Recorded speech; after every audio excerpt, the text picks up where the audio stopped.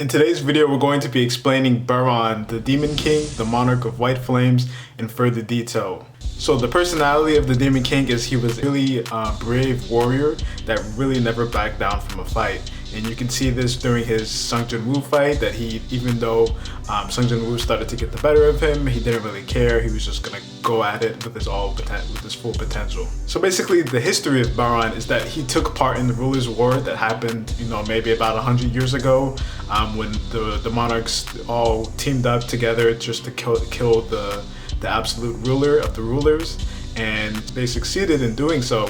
But then they went ahead and tried to kill Ashbourne.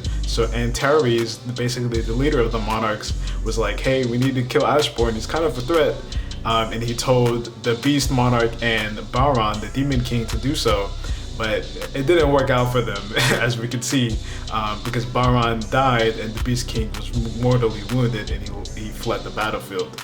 So that's basically all we know about his history. So what happens in the actual story with him and Sung Jin-woo is that the architect, the person that created the system for Sung Jin-woo, was able to create an after image of him and put him in the Hell Dungeon. The Hell Dungeon was probably one of the coolest dungeons that we've seen in Solo Leveling, and I think that's probably one of the best. And at the time he was placed as the king of the final boss of that dungeon. So then when Sung Jin-woo went ahead and fought him, it's believed that he wasn't really at his full potential, because that was like an after image or a image created by the architect, and it wasn't actually the Demon King. Even though he wasn't as powerful as a monarch, Sung Jin-woo still really struggled with him, because he was still like an S-rank hunter. He wasn't like a national rank hunter at the time. So it was still a hard fought fight. It's probably one of the best fights in Solo Leveling, so I suggest that you guys read it. And it had the most loot at the end that had crazy potential for him to use it in the rest of the series, even though we don't really see him use his items that much in the series afterwards. But I think that it was a really good stepping point for Sung Jin-woo to go into that national rank hunter level. So some of the skills that Baran, the Demon King, had is that he had immense strength. He was able to push Sung Jin-woo to his limit in this fight.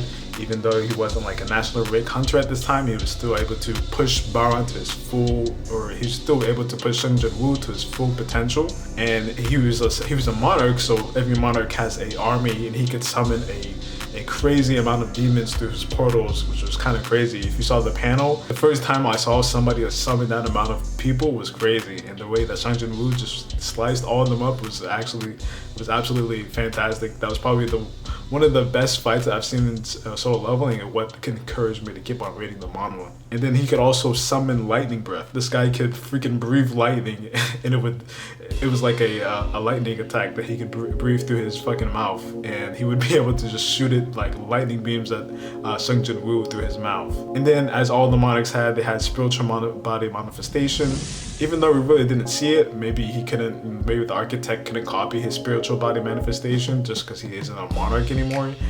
He's just like a reincarnation of, he's just an image or a clone of the Monarch of White Flame. So we never really got to see it, but I oppose that he would get a Senkai boost, or you'd get a big power up, just like all the other monarchs get when they get into spiritual body manifestation. But yeah, we don't really get to see it. I think that Baran, the Monarch of White Flames, is an interesting character.